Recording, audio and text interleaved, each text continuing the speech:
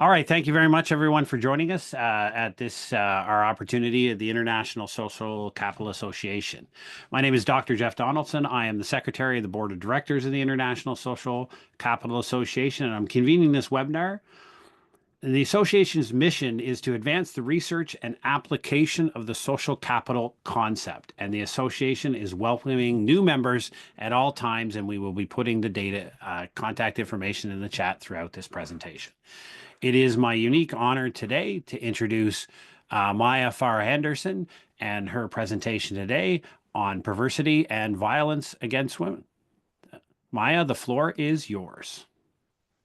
Thank you guys so much for having me. I really appreciate the opportunity to share my research. I'm coming from both a sociology and public health perspective, and at the end of my presentation, I'd be really happy to hear any questions that you might have or any comments, feedback, etc.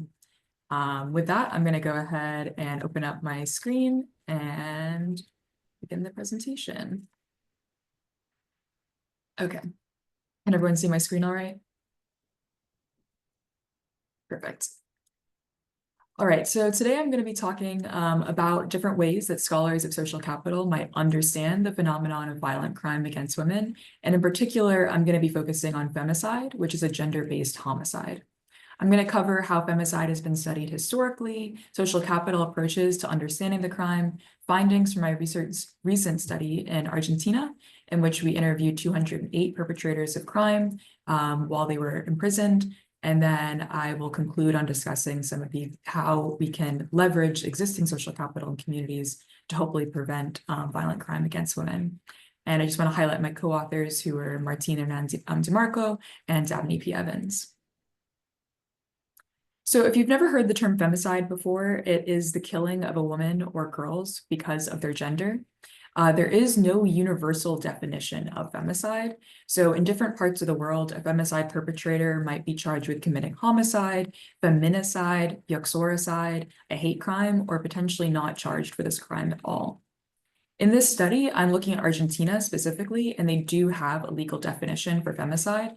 And that makes it a little bit easier to actually be able to study it there because you're able to pull court case records, etc. To give you an idea of the scope of this crime, every hour, more than 5 women or girls are intentionally killed by a family member or intimate partner. So by the time we've completed this conversation, the world will have lost 5 more women due to this crime. One of the reasons that femicide is really difficult to prevent is the prevalence of gender-based violence in general. So historically, femicide has been studied by examining individual risk factors of victimization. However, victim-centered research sometimes implicitly places the burden for femicide prevention on victims themselves. And we know that it's particularly dangerous for potential victims to extricate themselves from abusive and violent relationships, because the end of a relationship is often when the abuser becomes the most violent.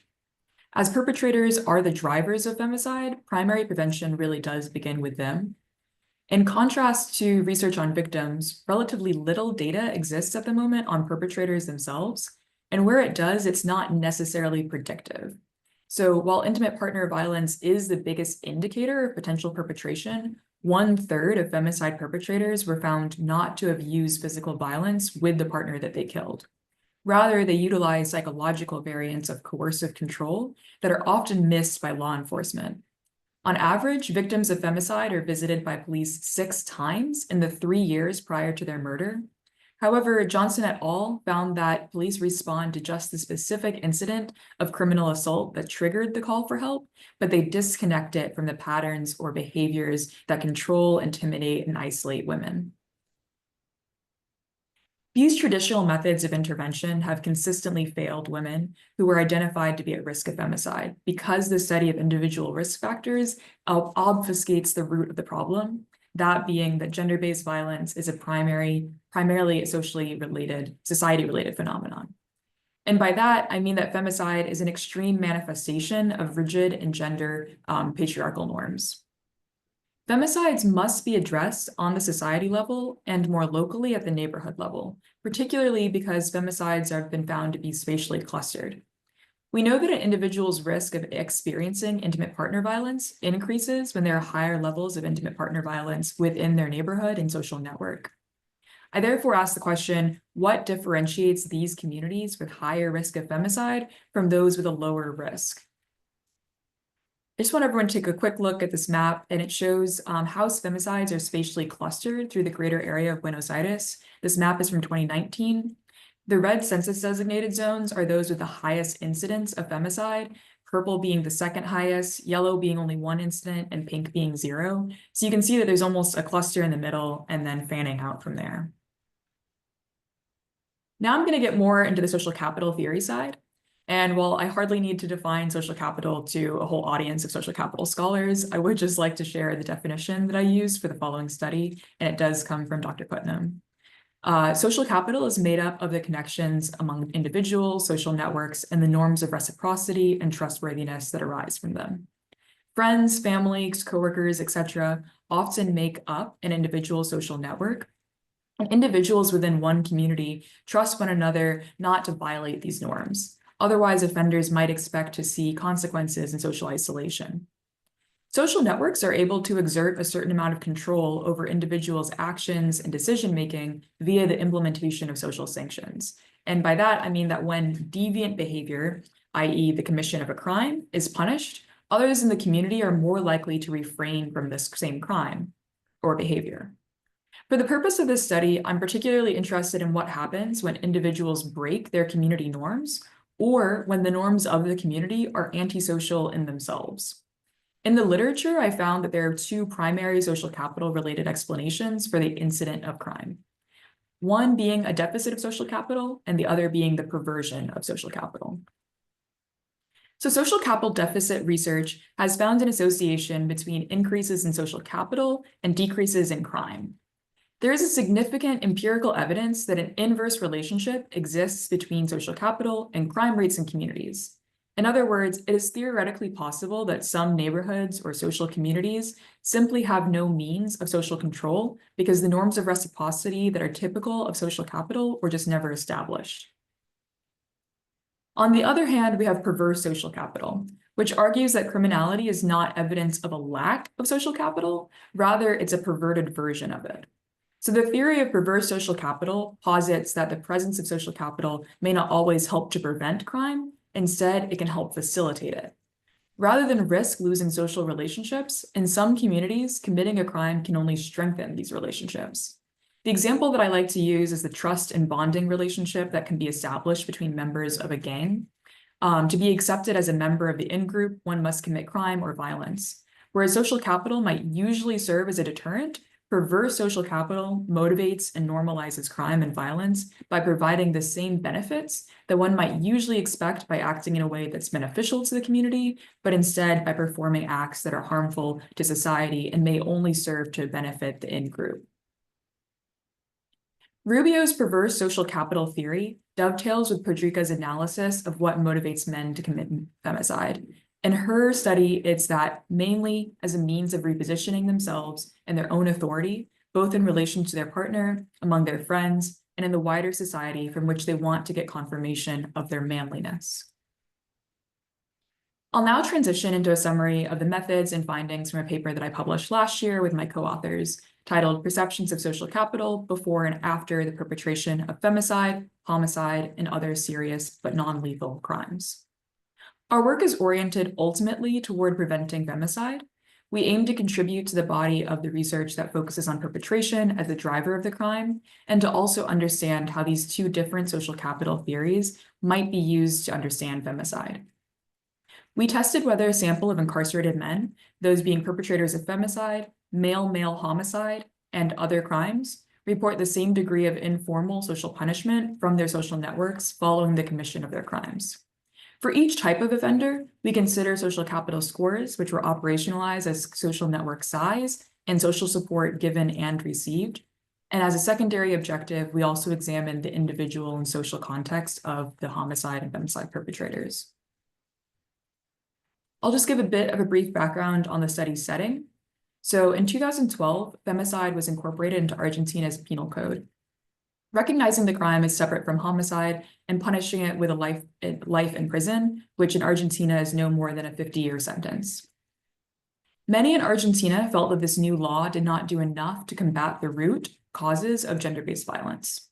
In 2015, the feminist collective Ni Una Menos went to the streets with massive marches in dozens of cities in Argentina, Uruguay, and other areas of the Southern Cone in South America. They advocated for political action to save women's lives. After this very first protest, the next day, Argentina's Supreme Court announced the establishment of a national registry to track data on every femicide that was committed and charged in the country. Although the penalty for committing femicide and homicide is ostensibly equivalent, a woman is murdered every 30 hours in Argentina. And despite a decreasing homicide rate, the national femicide rate has remained static. This indicates there might be some difference in the degree of informal punishment enacted on perpetrators of homicide versus femicide.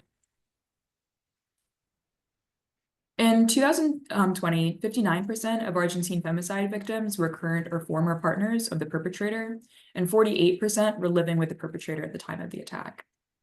Although 84% of the victims knew the man who killed them, fewer than 14% had previously reported their perpetrator for abusive or stalking behavior.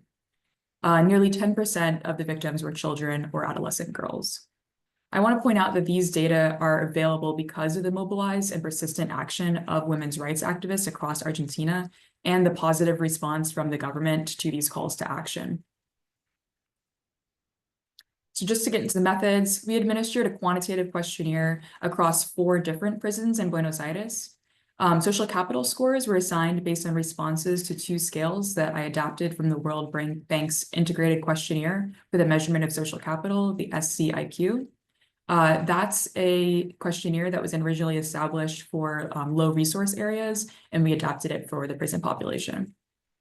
Eligible participants were cisgender males who were serving a prison sentence for aggravated homicide due to femicide. That's the charge that you get if you've committed femicide in Argentina, or intentional male-male homicide.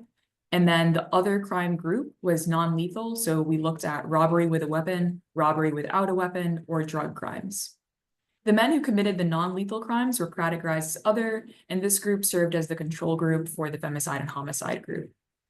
We hypothesized that femicide perpetrators' social capital scores following imprisonment would not differ significantly from those of homicide perpetrators. As such, this design does not require a non-incarcerated control group to be tested. Among the 208 respondents, 71 were femicide perpetrators, 73 homicide, and 64 committed a non-lethal crime. Most of the participants came from a low socioeconomic background prior to incarceration. The 3 groups in the sample were all fairly homogeneous in terms of age, nationality, and socioeconomic status, and nearly all of the men were born in Argentina. However, 10 were born in neighboring countries. More than a third previously committed some other crime, and at the time of their conviction, most received only primary or secondary level of education. For the entire sample, the average amount of time that elapsed between the interview and the crime was about 4 years.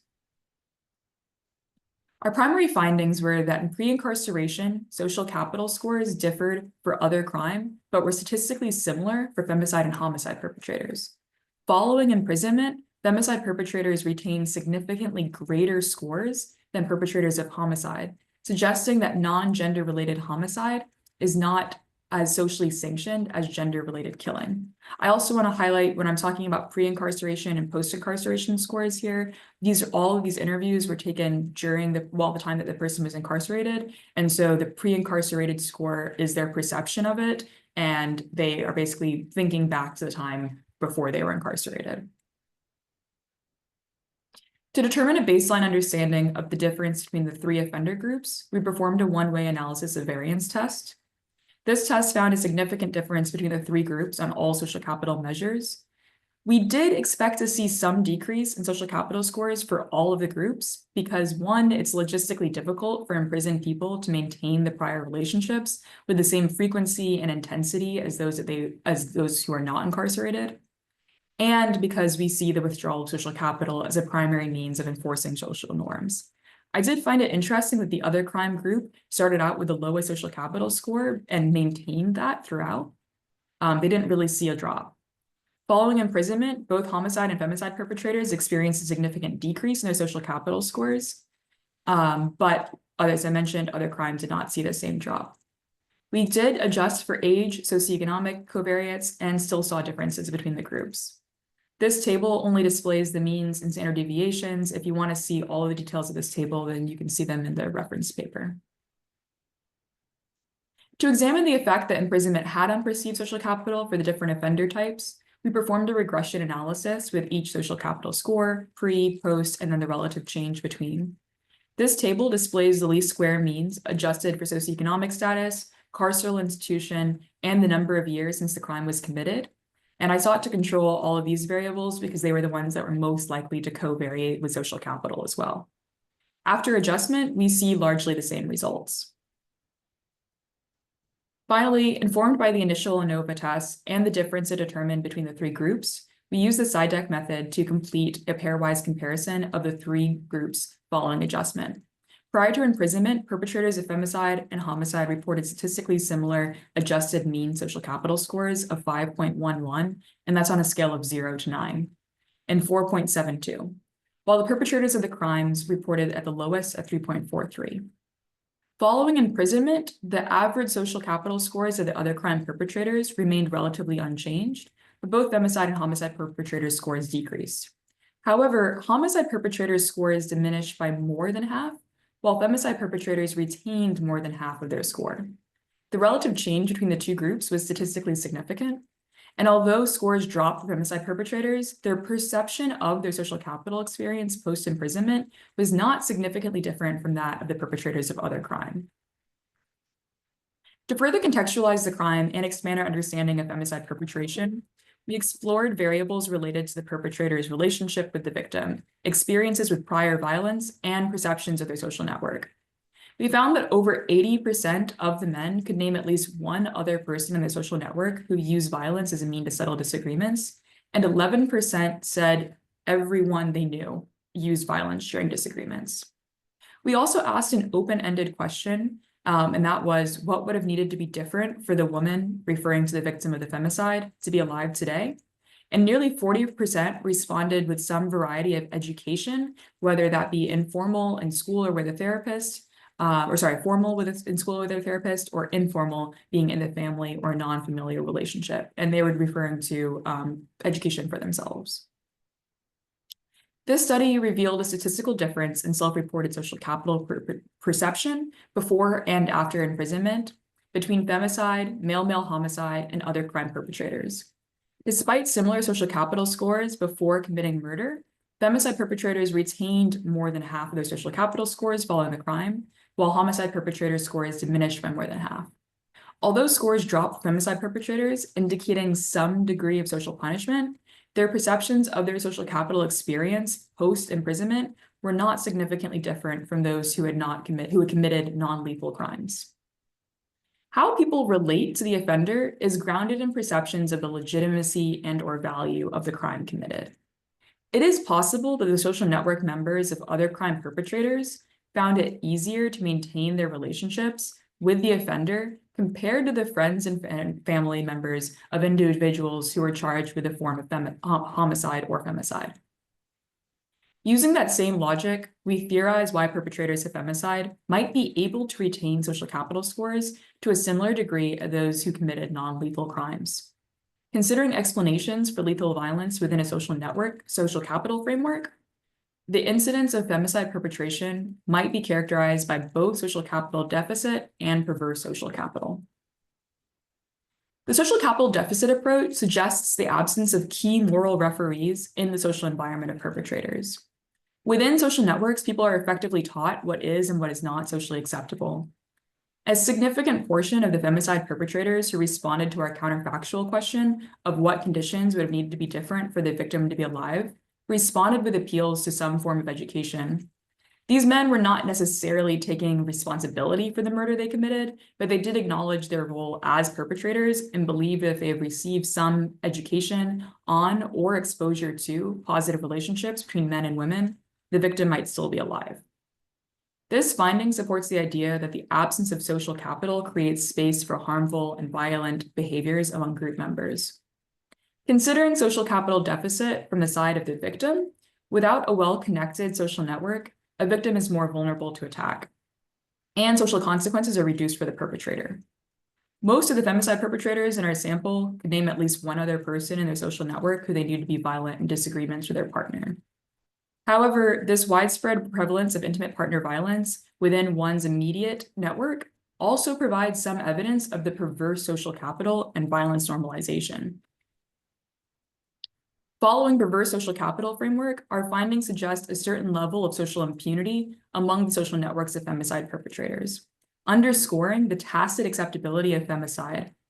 Intimate partner violence and femicide perpetrated by men may be constructed as understandable, such as a crime of passion, motivated by love. Kimmel and Foss et al. Argue that men who commit femicide seek to reposition their authority within their relationship, in their community, and amongst their friends. The opportunity for this repositioning would only be possible in the presence of perverse social capital, where violence against women is encouraged as a means to confirm one's masculinity. Violence born of sexism and misogyny serve to deny women and girls the same humanity that's afforded to men. When women's lives are devalued, violence against them might be more socially sanctioned than violence against men.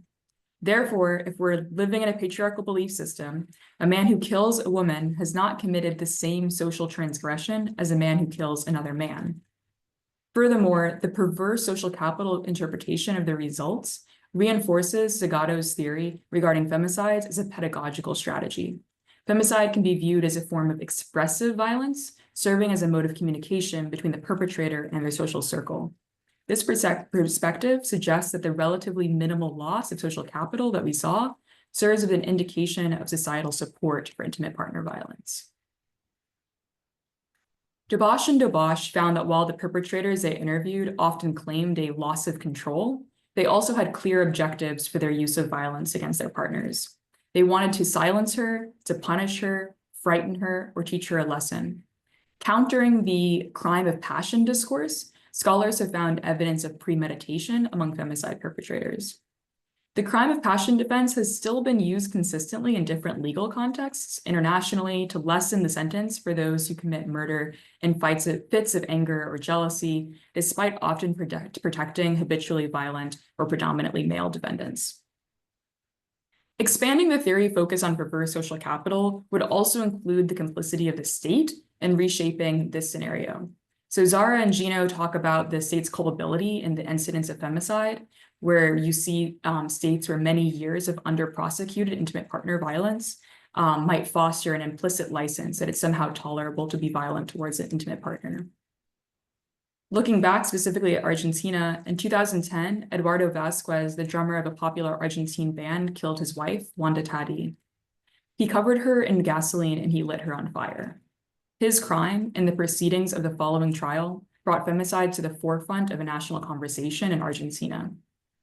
The prosecutors in this case pushed for the maximum sentence under Argentine law. As I mentioned before, that would be 50 years. And despite Vasquez having a documented violent history with Tati, his defense argued that the crime was a result of passion and violent emotion, thus deserving a lighter sentence. Vasquez was sentenced to 18 years imprisonment compared to the 50 that was pushed for. From 2010 to 2013, in what's been called the Wanda Tati effect, 132 women were burned by men in Argentina. Half of these women died, compared to only 9 cases of burnings in the 2 years prior. This spate of similar killings substantiates some fears by feminist scholars in the country that reduced sentences might inspire a sense of impunity and legitimate the crime of passion excuse. Femicide is a phenomenon that must be explored from a wider vantage than the individual, and it should be understood in the larger context of unequal gender power relations. Social capital and community support are indicators of how this extreme form of intimate partner violence is perceived not only by the perpetrator, but also by those who surround them. Nagin and Paternoster argue that offenders not only consider the formal and legal consequences of a crime, but they also consider the informal social sanctions that they might face. The risk of losing ties with family, friends, neighbors increases the cost of committing a crime, and therefore serves as a deterrent. But if violence against women, and in particular violence between intimate partners, is viewed as legitimate, normalized among the social networks of potential perpetrators, then this social deterrent does not currently exist. As evidenced by the difference between post-crime social capital scores for femicide and homicide perpetrators, both social capital theories, deficiency and perversity, are useful in explaining why femicide perpetrators retain more social capital even after committing the crime and being imprisoned. Ultimately, we agree with the directive offered by Zara et al. That if the aim is to tackle intimate partner violence at its bud, then attention should be devoted to the risk processes that foster a pro-violence attitude, the exploitation of women, and interpersonal violence. Before violence is committed, the community is a crucial point of entry for interventions aimed at changing norms.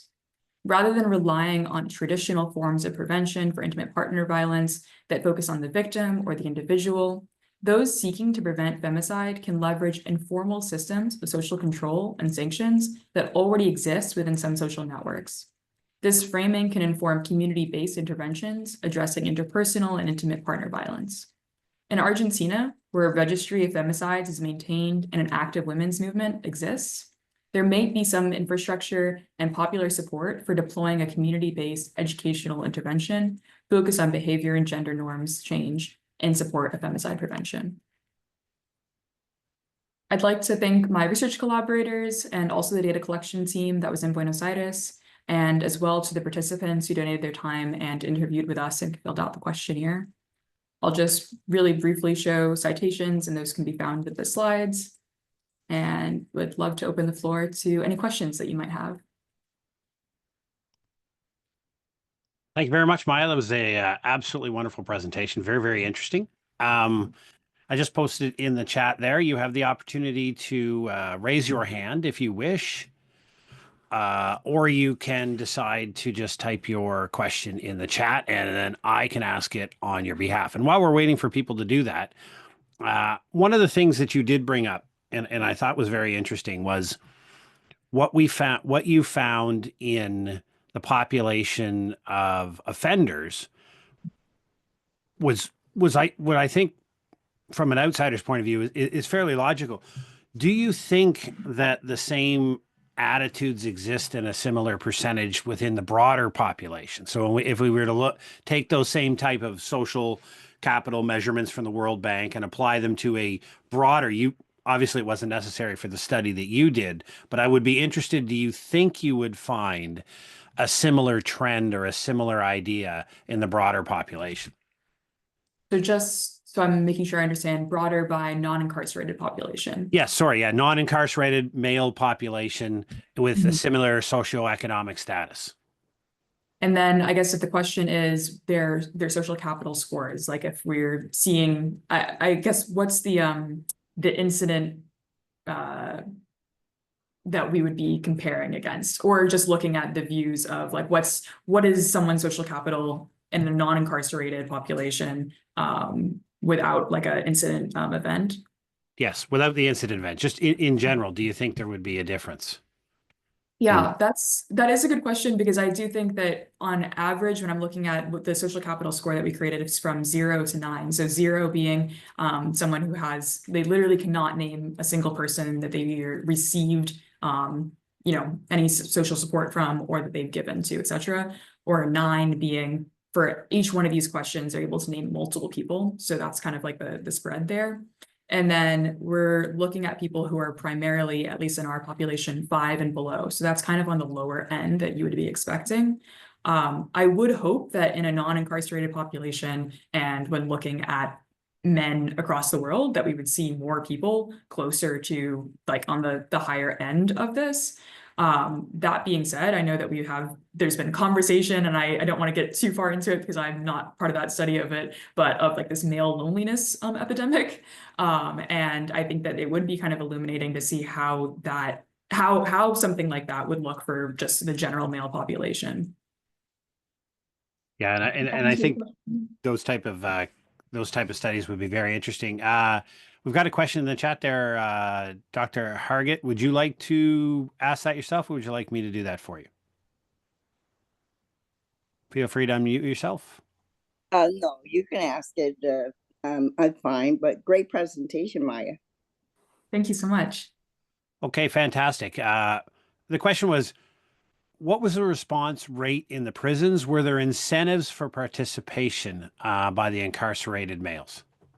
So the response rate, I can pull up the exact, across all three groups, it was 84%. And then I do have the response rate per group, but it was about the same. And for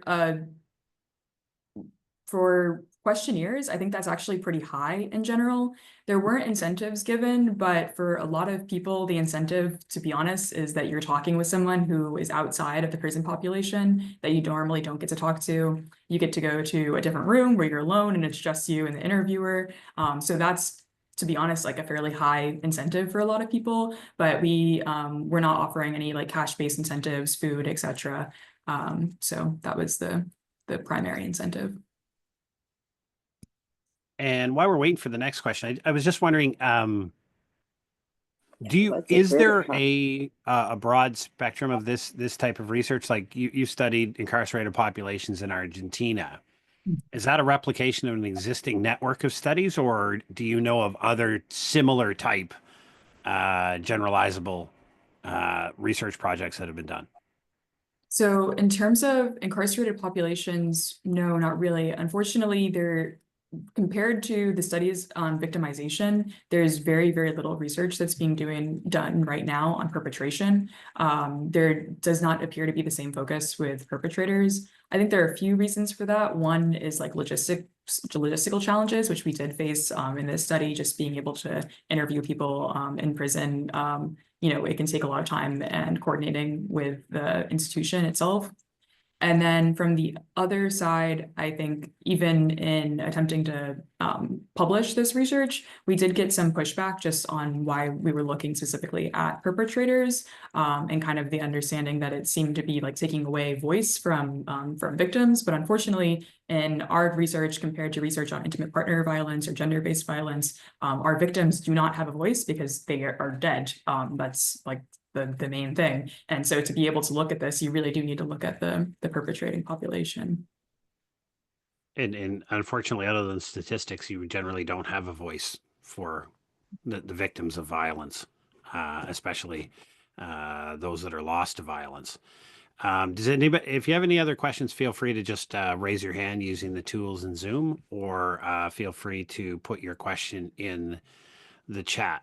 I'll give a couple of minutes there Have, for. Sorry, this is sir. Dr. Herg. I have sort of a little follow-up Go ahead. question. So did you do a questionnaire or did you do an interview or did you do both? We did mostly a quantitative based questionnaire. So the interviewer came and either talked to the perpetrator in person or over the phone and asked each question and basically filled out the survey for them. Oh, okay. For the femicide Okay. perpetrators only, we had 3 open-ended questions, and that's where you got the one that I displayed. For the homicide and other crime perpetrators, we didn't have open-ended questions, and that's because the open-ended questions was just specifically about femicide. So we asked how they define femicide, and then what their opinions of being charged with femicide, and then that last question of what do you think would need to be different for the woman to be alive today. Other than that, it was only a quantitative based questionnaire. Okay, that's clear for me. Thank you. Thank you. Any other questions? Anybody would like to pose a question to Maya about the research or about how that correlates with maybe the research that you're conducting in your own field? I just offer that because I work in the disaster management, disaster resilience field, and there is some emerging research, and there's some researchers mainly looking to find funding sources to look at whether intimate partner violence, maybe not at the femicide level, but just at violence level nonetheless, is more frequent when disasters strike.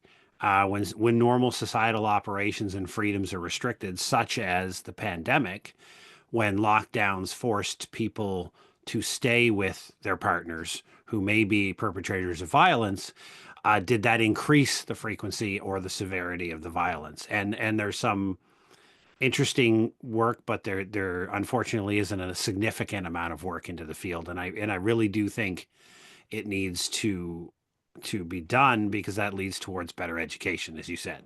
And then some of your findings from your study, Maya, that said individuals on their own had basically said, you know, if I had better education, if I was better informed about relationships, relationship management, and behavioral, then maybe I would, there's a possibility that the victim would be alive.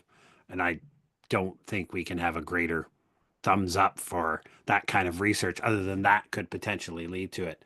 What kind, one thing I will ask a question, if you don't mind, about where do you think, and this is a little off topic, where do you think we're the best valued education is at the at target? And the reason I say that is a lot of my field in disaster resilience, we really try to target middle to high school education to change attitudes in the younger community than vice trying to change the attitudes in an older community. Where do you think, just from your experience, that education is best focused?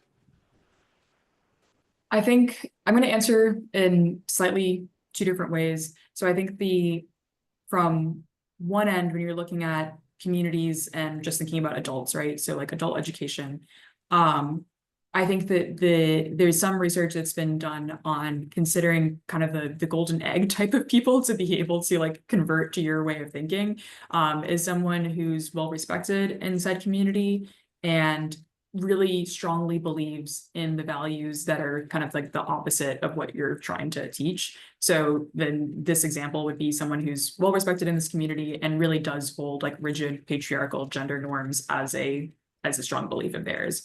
And so this kind of difficult to reach individual, if you're able to through time be able to kind of convert that person to a way of thinking that might be a little bit more like gender equal, and then community might follow. So that's one area where there's just some research done on like the community-based side on like age wise and where can we start. I think as young as possible, because it's really just like a cultural way of thinking. And I think the more years that it takes for someone to be able to see themselves as not even in terms of like an intimate relationship, but just like a brother and a sister, and being able to learn how the two of them can work together as young as that. And then also when we're looking at intimate relationships, as people get maybe slightly older into middle school, etc., having as a part of your coursework, just conversations about what do healthy relationships look like, because I do think, in some ways I do have compassion for people who have never had that opportunity to see what a healthy relationship looks like. I mean, reading through not only these questionnaires, but also some of the open-ended questions, having men talk about the fact that they saw their fathers abuse their mothers, they saw their family members, etc., and not wanting to have committed this crime against their partner. And these are people who love their partner. And I know it's really hard to say that word love when you see someone do something so violent to somebody else, but not realizing that their actions are leading to this, and someone who's accidentally killed their partner because they were beating their partner, which is the thing that we need to stop in the first place.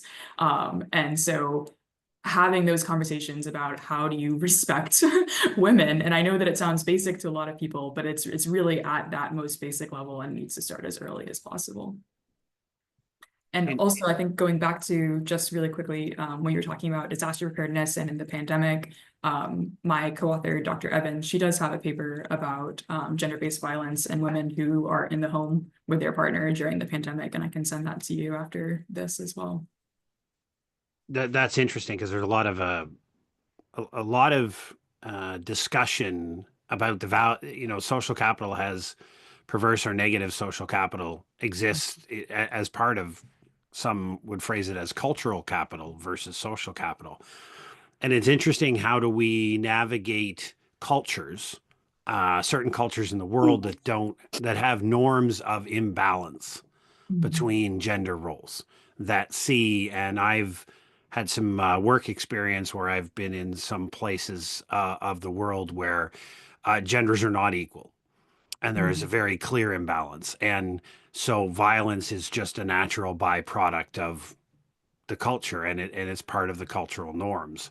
And I think that's more difficult of a challenge to negotiate is how do we change cultural norms to say that gender-based violence or intimate partner violence is simply not acceptable, irrespective of the teachings and the long-held belief in a culture.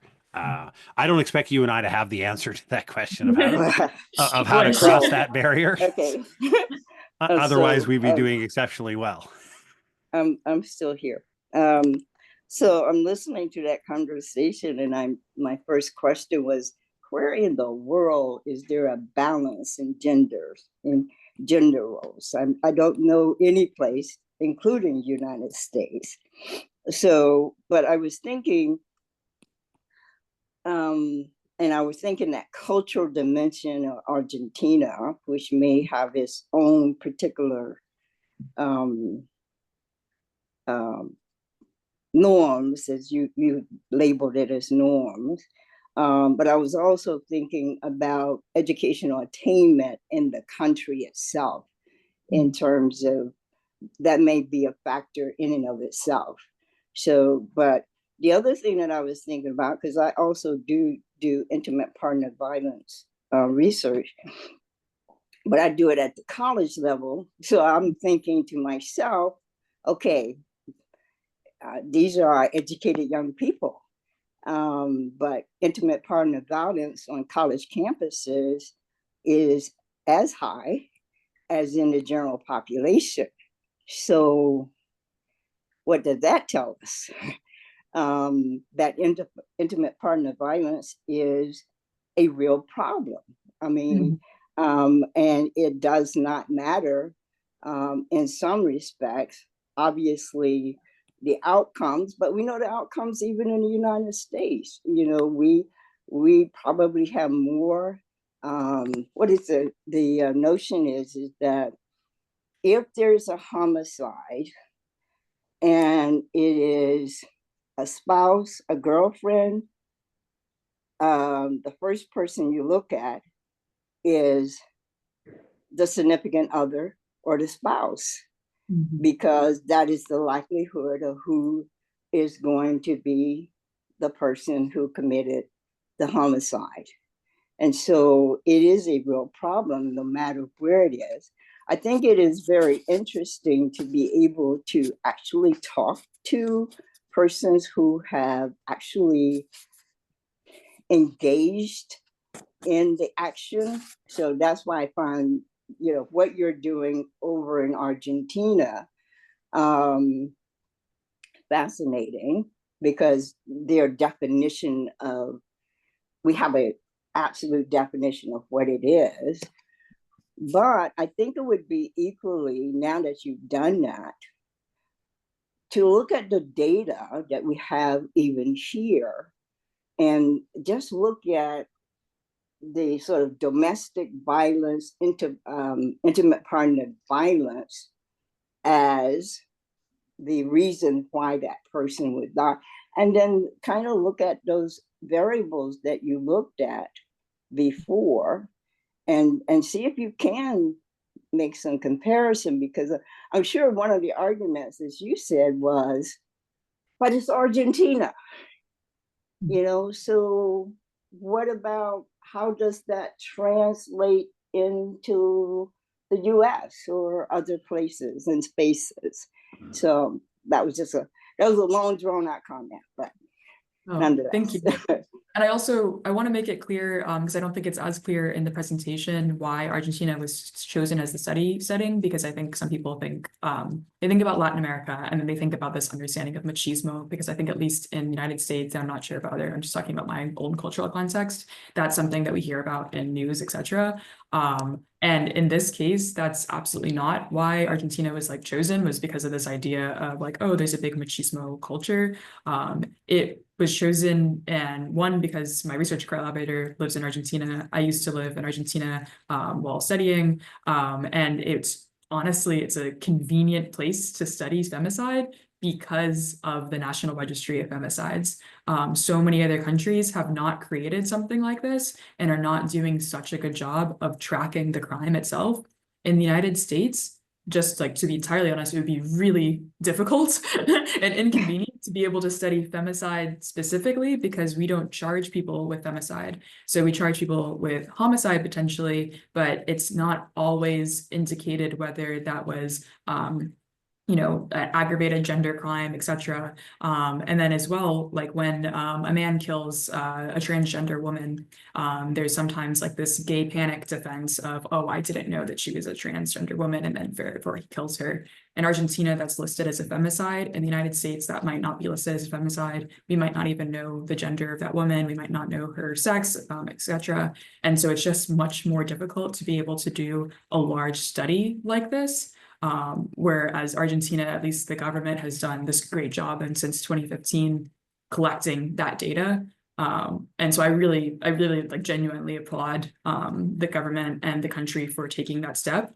Obviously, it hasn't done much to end femicide, but that's something that I think, as kind of going back to like the overall conclusions of my study, is that it goes back to our understandings of gender, and that's going to take so long to be able to unravel. But I think doing things like what Argentina has done in creating this national registry, if more countries are able to organize in that same way and be able to put numbers to this crime and start tracking it, is like the first step. Also, that research that you're doing right now with like college students, I think that is super interesting. That makes sense as well, because as you're saying, people who have access to any type of education that they might want, have the same privileges, et cetera, socioeconomic status that I might have, are still committing, abuse against their partner, and unfortunately might kill their partner.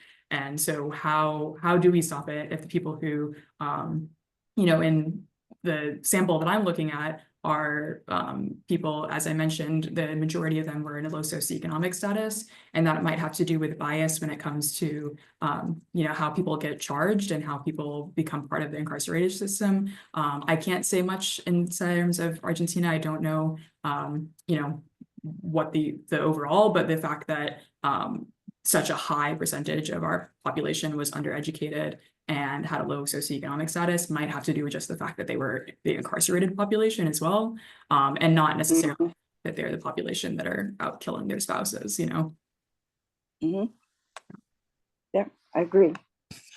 Very good. All right. Well, I think that that wraps up our question period. If we don't have any more questions, I just want to take a second on behalf of the International Social Capital Association to thank Maya for a wonderful presentation today and the interaction afterwards. This will be up on the YouTube channel as well. I've put a couple of links in the chat for the International Social Capital Association and our free online platform, Mighty Networks platform, that you can register for and become part of the conversation as we talk about social capital across a myriad of different, this important field, but a myriad of different other fields. So on behalf of the association and the guests today, Maya, thank you very much for your presentation. Thank you all. Thank you so much Maya. for having me. And thank you for the great questions as well. Thank you very much, Maya, for your clever and hard research work. Thank you.